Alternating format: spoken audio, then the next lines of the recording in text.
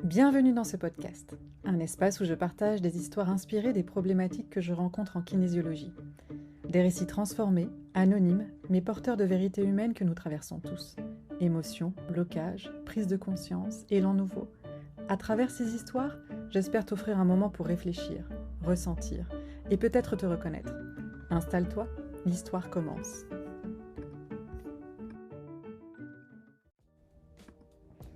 Tony est un jeune garçon qui contient beaucoup de colère. Celle-ci est majoritairement orientée sur sa petite sœur et sa maman, ou plutôt la représentation féminine. Derrière la colère se cache souvent une tristesse non exprimée. Mais là, le corps de Tony est arrivé à un trop-plein. La retenue n'est plus possible. Tout devient sujet à dispute. Le test musculaire indique le besoin d'équilibrer le corps en priorité grâce au protocole du Touch for Health, ou Santé par le toucher en français. Cette équilibration, qui est parmi les pionnières dans la pratique de la kinésiologie, est une fusion harmonieuse de pratiques occidentales et orientales, incorporant des éléments de la chiropraxie, de la médecine traditionnelle chinoise et même de la philosophie de vie. À la fin du protocole, le corps indique qu'il reste encore quelque chose à faire.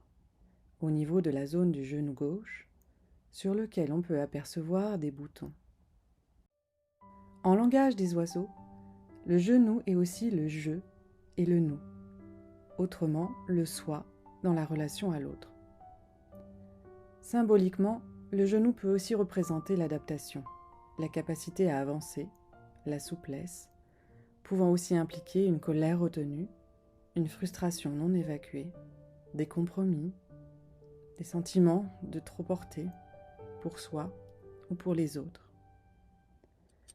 Alors, l'horloge remonta le temps. 1 an en arrière, Tony avait appris la triste nouvelle de la part de sa maman. Sa grand-mère paternelle était décédée. Alors, vient le moment d'apaiser le corps. Non pas de changer l'histoire, mais de venir apaiser ce qui vibre encore et résonne jusqu'à aujourd'hui. Au moment d'aborder un protocole sur les impacts émotionnels liés au deuil, Tony s'endormit. L'endormissement est une réponse possible du corps pouvant s'expliquer par plusieurs raisons. Une façon d'échapper à une situation, de faire face à un trop-plein émotionnel, de mettre temporairement une étape entre parenthèses. Cela peut aussi représenter une pause nécessaire, une manière d'approcher un sujet sans être encore prêt à l'ouvrir pleinement. Après quelques minutes, Tony se réveilla. L'horloge revint au temps présent. Tony repartit avec un exercice à réaliser à la maison. Activer un point du méridien vaisseau conception et gouverneur, destiné à retrouver un ancrage, un sentiment de sécurité.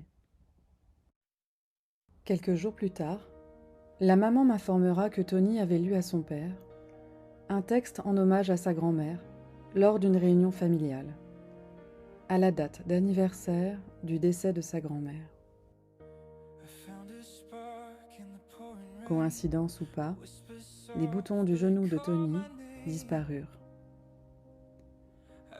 Les séances de kinésiologie facilitent les interactions entre le corps, le cerveau et les émotions. Une séance peut servir de tremplin à la résolution autonome d'une problématique. Tony a su trouver la solution pour son genou. Un pas venait d'être franchi.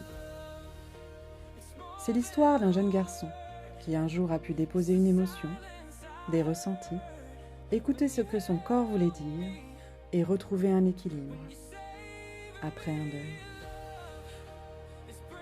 Une émotion peut se répéter à différents moments de notre vie, jusqu'à sa libération.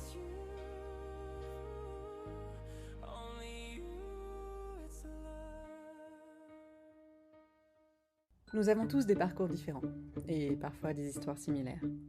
On se retrouve très bientôt pour un nouvel épisode, histoire de... Prenez soin de vous.